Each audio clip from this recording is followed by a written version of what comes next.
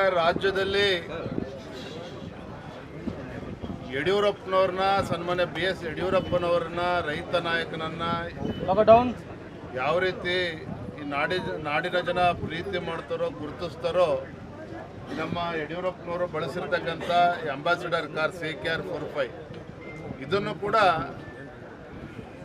ಎಲ್ಲರೂ ಕೂಡ ಪತ್ತೆ ಹಚ್ತಾರೆ, ಗುರುತಿಡಿತಾರೆ. ಕಾರಣ ಏನಪ್ಪ ಅಂತ ಹೇಳಿದ್ರೆ ಭಾರತೀಯ ಜನತಾ ಪಾರ್ಟಿ ಕೇವಲ ನಗರಕ್ಕೆ ಸೀಮಿತ ಆಗಿರ್ತಕ್ಕಂಥ ಭಾರತೀಯ ಜನತಾ ಪಾರ್ಟಿಯನ್ನು BJPಯನ್ನು ಹಳ್ಳಿಗೆ ತೆಗೆದುಕೊಂಡು ಹೋಗಿ ಪಕ್ಷದ ಸಂಘಟನೆಯನ್ನು ಬಲಪಡಿಸ್ತಕ್ಕಂಥ ನಿಟ್ಟಿನಲ್ಲಿ ರೈತ ನಾಯಕರು ಹೋರಾಟಗಾರರಾಗಿರುವಂಥ BS ಯಡಿಯೂರಪ್ಪನವರ ಪಾತ್ರ ಎಷ್ಟಿದೆಯೋ ಈ ಅಂಬಾಸಿಡರ್ ಕಾರ್ CKR 45 ಪಾತ್ರವೂ ಕೂಡ ಅಷ್ಟೇ ಇರುವಂಥದ್ದು.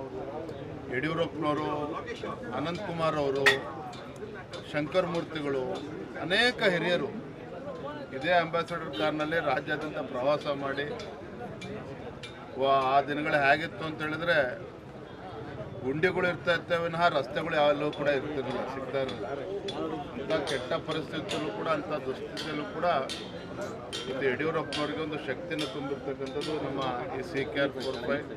ನಮ್ಮ ಶಂಕರಣ್ಣ ಅವರಿಲ್ಲ ಇದ್ದಾರೆ, ಅವರು ಕೂಡ ಎಲ್ಲಿದ್ದಾರೆ ಶಂಕರ ಅವರು ಕೂಡ 16 ವರ್ಷ ಸ್ಟಾರ್ಟಿಂಗಲ್ಲಿ ಏನು ಅಂತ ಹೇಳಿದ್ರೆ ನಾಯಕ್ ಅಂತ ಒಬ್ಬರಿದ್ರು ದಕ್ಷಿಣ ಕನ್ನಡದವರು, ಅವರು ಚಾಲಕರಾಗಿ ಬಂದರು.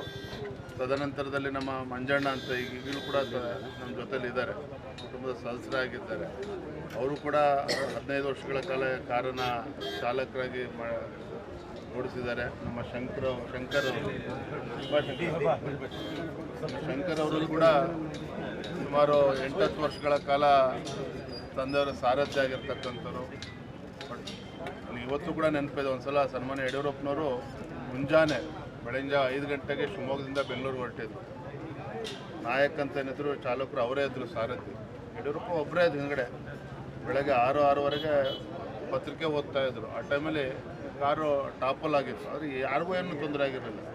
ಅದೊಂದು ಘಟನೆ ಬಿಟ್ಟರೆ ಮತ್ತು ಯಾವತ್ತೂ ಕೂಡ ತಂದೆಯವರು ತೊಂದರೆನೂ ಆಗಿರಲಿಲ್ಲ. ಆ ರೀತಿ ಭಾಳ ಸುರಕ್ಷಿತವಾಗಿ ತಂದೆಯವ್ರನ್ನ ಇಡೀ ರಾಜ್ಯಾದ್ಯಂತ ಬಳಕೆ ಮಾಡಿರ್ತಕ್ಕಂಥ ಕಾರು.